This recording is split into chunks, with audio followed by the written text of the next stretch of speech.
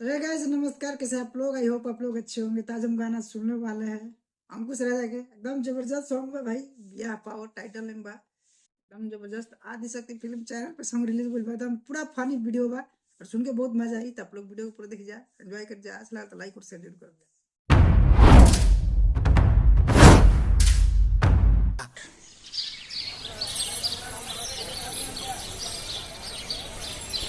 भाई। निकल गए तो गली ए जी केहू बाई गाँव महला में हई माला लेके खाड़ बानी अभिये डाल देव गाला में। ए हलो रे केहू बा हो। ए सखी हई के गाला फार फार के चिल्लाता रे? हाँ सखी चल देखा जाता। भाई मजा आई भाई, पूरा वीडियो में मजा आया। प्रेजेंटेड बाय आदि शक्ति फिल्म।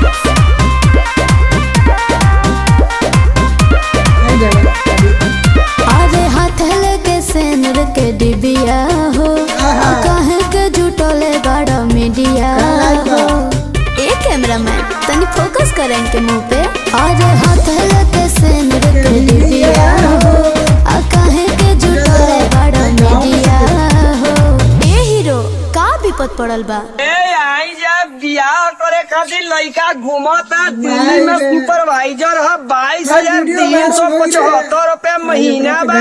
और का बा? बट पटन मकान गावे घर या दलान तू गोटा बानी सावर बाकी हमारा में पावर बा। बानी सावर बाकी हमारा में पावर बा।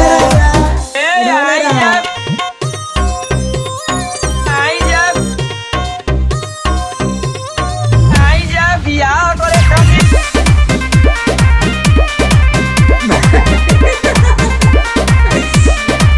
हो अपन धनिया के रनिया जैसन सजाही दे, ताजमहल राजमहल सब बनवाही दे।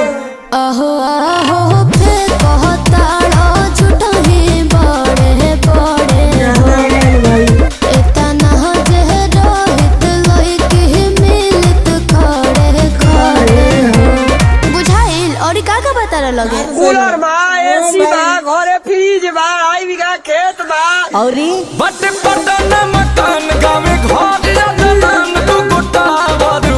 बानी सावर बाकी हमारा में पावर बा। बानी सावर बाकी हमारा में पावर बा। ए भाई मिल गई का हो राजा के शादी।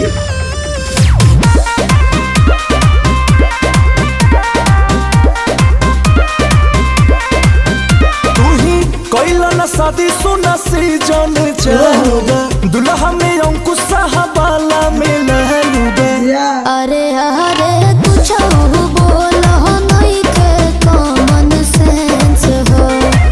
अभी न डहाई बॉडी देखले कोई से दी लाइसेंस हो। हाथ का धरनी कान्हा पे चढ़ गुलो। आई जा केहू बियाह खातिर लड़ाई होगा तो हमारा ले बियाह कर सकत हई जा। बहुत बढ़िया आदमी हई, कोई बात निकली जा घर से बहरी भैया। बाटे बहुत जमीन एगो के कमसीन कोनी छावर बा। बानी सावर बाकी हमारा में पावर बा। बानी सावर बाकी हमारा में पावर बा। कोई ना का बियाह करे हमारा ले बुझा तक रोड में हम का मरो। दादा हे भगवान। भाई इधर खेसर ले आ तो जलवा बिखरले बड़े ने, अंकुश राजा भी अपन जलवा बिखरते बड़े। उनको ना वो गाना है फनी वीडियो, एकदम जबरदस्त मजा होता भाई सुन के।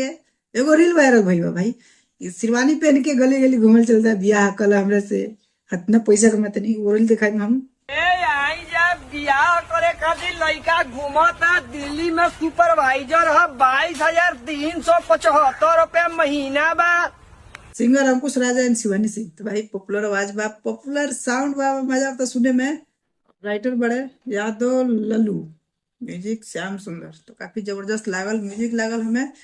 और जो भाई गाना लिखले बड़े, वीडियो वायरल भी रहे उसी पे गाना लिखले बड़े, और गाना भी वायरल हो जी भाई, एकदम मस्त बना जैसे संतोष पागल वाला गाना वायरल हो रहा है। तो काफी लाजवाब सॉन्ग है भाई। और अनीसा पांडे बड़ी एक्ट्रेस बड़ी, निशा पांडे हीरोइन जो बड़े, उनको इम्प्रेशन एकदम खतरनाक बा भाई। ये वीडियो में इनका इम्प्रेशन एकदम जबरदस्त लागल। और मजा आ गया भाई वीडियो देखे, जो वीडियो में फनी सीन देखे के मिलल एकदम गजब लागल भाई, एकदम लाजवाब लागल। तो भाई एक दिन ना आवे कि ब्याह करे खातिर गली गली घूमे पड़े, तो जाइए भाई डिस्क्रिप्शन में लिंक बा, वहां से आप लोग सॉन्ग को सुनिए, एंजॉय कीजिए, मजा लीजिए और कमेंट सेक्शन में जरूर बताइए कि गाना कैसन रहे और हमारा रिएक्शन वीडियो कैसन लागल। तो चलिए मिलते हैं नेक्स्ट वीडियो में, बाय बाय।